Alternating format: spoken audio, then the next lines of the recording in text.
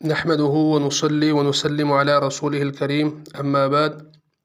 میراث یا ترکہ کی تقسیم کے معاملے میں معاشرہ شدید لاپرواہی کا شکار ہے۔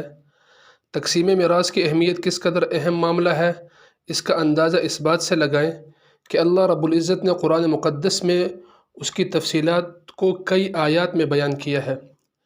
دیگر کئی احکام بھی قرآن مجید میں بیان ہوئے، مگر اللہ رب العزت نے ان کی جزیات کو بیان نہیں کیا۔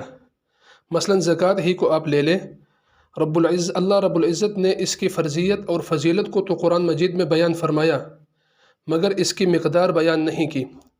اسی طرح نماز کی فرضیت کو بیان فرمایا، مگر اس کی رکعتوں اور طریقہ کار کو بیان نہیں فرمایا۔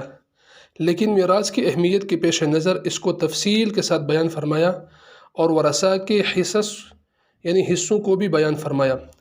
واضح رہے، کوئی بھی مسلمان مرد یا عورت جب فوت ہوتا ہے تو اس کی جائیداد ورثاء کی ملکیت میں چلی جاتی ہے۔ اس شخص نے جو زندگی میں کھانا تھا کھا لیا، جو پہننا تھا پہن لیا، جو صدقہ کرنا تھا کر لیا۔ اب جو کچھ فوت شدہ شخص نے ترکے میں چھوڑا ہے وہ اس کا نہیں ہے۔ کوئی شخص مال دے یا نہ دے، شریعت کی روح سے مال ورثاء کی طرف منتقل ہو جاتا ہے۔ چنانچہ ورثاء کو چاہیے کہ پہلی فرصت میں اس جانب توجہ دیں اور میت کے قرض کی ادائیگی کے بعد باقی ماندہ مال و اسباب کو شرعی احکامات کے تحت تقسیم کر لیں، تاکہ جس کا جو حق بنتا ہے اس کو پہنچ جائے۔ تاہم عمومی رجحان یہی ہے کہ ترکہ کی تقسیم میں خاصی غفلت اور غیر ضروری اور غیر معمولی تاخیر کی جاتی ہے۔ والد کے انتقال کے بعد کہیں والدہ رکاوٹ بن جاتی ہے تو کہیں بڑے بہن بھائی وغیرہ وغیرہ۔ اسی تاخیر کے نتیجے میں ورثاء تقسیم ہو جاتے ہیں، سگے بہن بھائیوں میں پھوٹ پڑ جاتی ہے، خون کے رشتوں میں دراڑیں آ جاتی ہیں، قتل و غارت کی افسوسناک خبریں بھی آئے روز اخبارات کی زینت بنی رہتی ہیں۔ اکثر مرتبہ یہ بھی دیکھا کہ مرنے والا اچھا خاصا مال اسباب چھوڑ کے مرا، جس کی بروقت تقسیم سارے ورثاء کے لیے خوشحالی اور سہولت کا باعث بن سکتی تھی، لیکن کہیں ایک ساتھ رہنے کی چاہت، کہیں موروثی گھر سے محبت، کہیں ہٹ درمی، کہیں غفلت تقسیم میں مانے رہی۔ اس کا نقصان یہ دیکھنے میں آیا کہ پوری فیملی مرغیوں کی طرح ایک ایک کمرے میں زندگی گزار رہی۔ جس جائیداد کو بروقت تقسیم یا فروخت کر کے ساری اولاد اپنا اپنا گھر کر سکتی تھی، وہ نہ کر سکی۔ کتنی بڑی حق تلفی ہو گئی۔ یہاں تک تو تاخیر پر بات ہو گئی۔ اگلا مسئلہ یہ ہے کہ شرعی ورثاء کا حصہ مختلف حیلوں بہانوں یا زور زبردستی سے دبانے کی بھی خوب کوشش کی جاتی ہے، اور اس میں بھی دیگر ورثاء پر داؤ چلے نہ چلے، بہنوں کا حصہ دبانا تو گویا اپنا حق سمجھا جاتا ہے، اور معمولی نقد رقم دے کر غریب بہنوں سے اپنی مرضی کے مطابق بیان دلوائے جاتے ہیں۔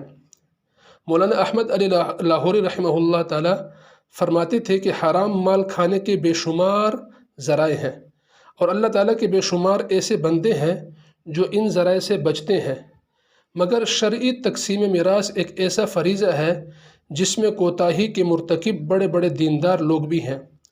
کئی لوگ سود، چوری، جھوٹ و فریب سے بچتے ہیں اور دیندار ہونے کے دعوے دار بھی ہیں، لیکن میراث کے باب میں دوسروں کے حقوق کھا کر آگ کے انگارے اپنے پیٹ میں بھرتے ہیں۔